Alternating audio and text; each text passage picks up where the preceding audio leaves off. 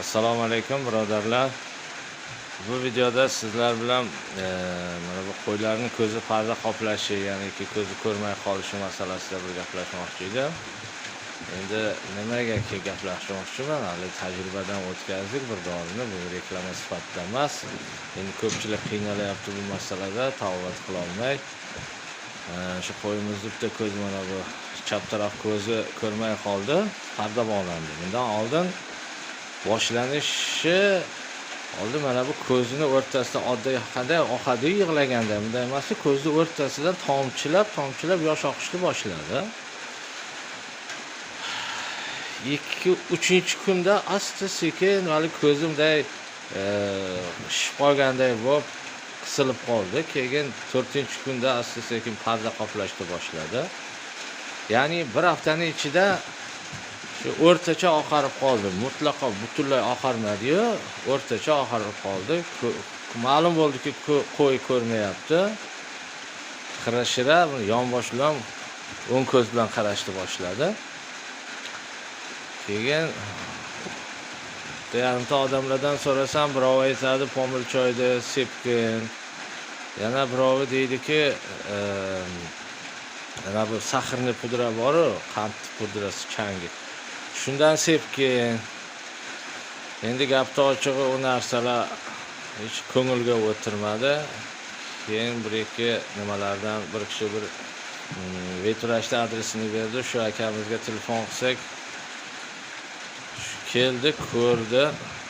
Keyin mana shu mazda nazarchat qildi-da, tayinladi, aytdiki, oftalmogel ekan. Mana bu Bravo Pharma shu mahsuloti ekan. Juda yaxshi ekan. Mana shu ko'zni ichki tarafidan da shuvab, mana chap taraf ko'z deydi. Shu bir kishi ushlab turadi. Ichkari tarafi bilan, past tarafi bilan nima qildik? Shuvadik. Erta bilan kechqurun. Endi nega erta bilan shuvadik, shu bilan boshqa shuvamadim. Shu o'zgarish ko'rdi, ochilib ketdi, parda yo'qoldi. Ya'ni mana bu mazda bunday dozatori bor ekan. Endi kerakli miqdorda uni ko'p bosgan paytda shu kelib bu yerga tiraladi. Uchidan kerakli miqdorda sizga mazingiz chiqadi. Ko'p shuvab yormaysiz.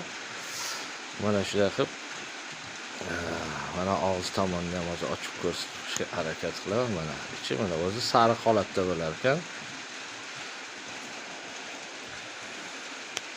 Endi bu maqtash emas, reklama emas.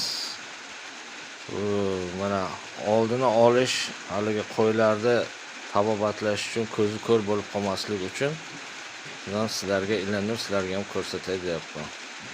Chunki ko'pchilikda bu holatlar bo'ladi. Mana bir zirakcha kirib qoladimi, yo birov bilan suzgan paytda ko'zni uradimi, bir shamollagan payti bo'ladimi, ish qilib ko'p narsaga foydasi zo'r ekan. Hozir mana shu hamma qo'ylarimizga shularni ishlataman. Boshqa narsa gapni ochiq ishlatganim yo'q. Shu effekti zo'r ekan. Endi shuni sizlar ham qo'ylaring ko'r bo'lib qolmasin deb. Endi hali o'tkazib yuborgan, oppoq bo'lib qolgan pardani gapni ochig'i bilmadim. Endi natijasi qanaqa bo'ladi? Endi qo'yda u darajagacha o'tkazmaslik kerak deb o'ylayman. Mehr berib qo'ylaringizga qaragan paytda u har bir joyini o'zgarishini har bir inson o'zi biladi. Shuning uchun oldini olish holatida bu 100% garantiya yaxshi sotar ekan. Endi o'tkazib yuborgan bo'lsa bilmadim, endi yana bu veturashlaring bilan maslahat qilib ko'rasizlar. Aylar birodarlar, choralaringga omad, shu narsani aytmoqchi edim sizlarga.